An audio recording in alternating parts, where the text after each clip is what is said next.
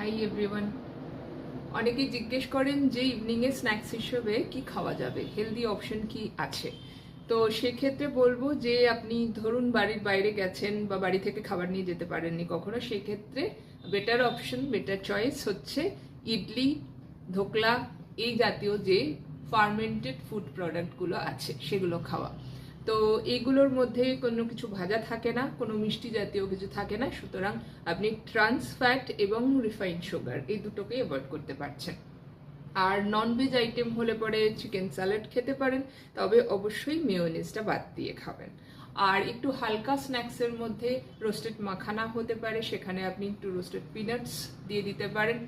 আর ছোলা সেদ্ধ, মুগ সেদ্ধ এগুলোকে স্যালাড করেও খাওয়া যেতে পারে।